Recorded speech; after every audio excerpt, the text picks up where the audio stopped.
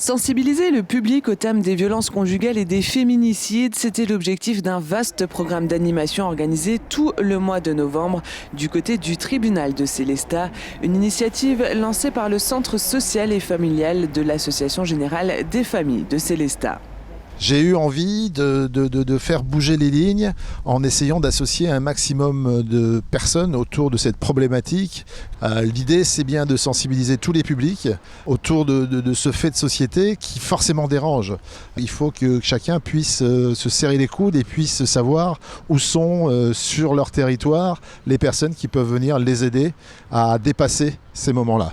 Parmi les nombreuses actions de sensibilisation, la visite de lycéens, les élèves ont pu découvrir le travail de l'artiste Stéphane Tretz avant un temps d'échange à l'intérieur du tribunal.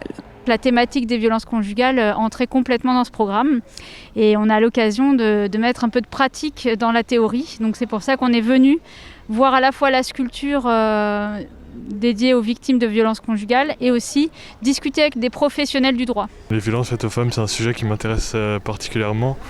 Et donc à travers cette exposition, ça me permettrait de mieux découvrir ça et me sensibiliser à cette cause. C'est très touchant parce qu'on voit qu'il y a beaucoup de photos de femmes.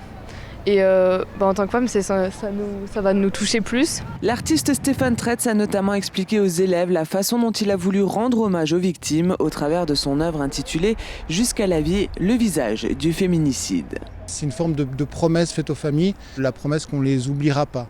Qu'on garde une image qui est celle de femmes qui ont vécu aussi des beaux moments, qui ont eu des enfants pour certaines d'entre elles, etc. Et donc la colonne ici, c'est pour créer une espèce de tension entre les féminicides qui sont vécus par les familles comme une injustice et ce lieu qui rend la justice. À l'intérieur du tribunal, un temps de prévention et de pédagogie attendait les jeunes visiteurs.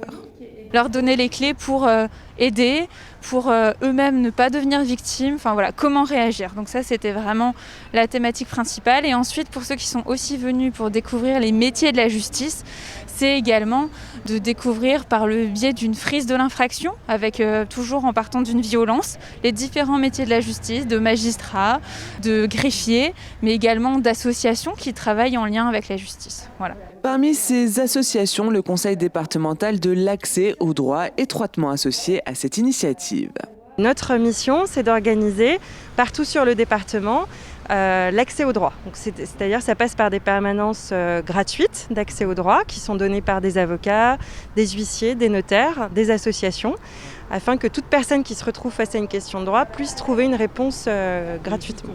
Quand on a eu cette opportunité de participer, effectivement, ça nous a paru évident que le CDAD puisse s'investir dans cette action et de pouvoir apporter un aspect juridique à cette problématique. Cette opération se poursuit jusqu'à la fin du mois. Des visites libres en présence de l'artiste sont proposées au grand public, ainsi que des conférences et ciné-débats.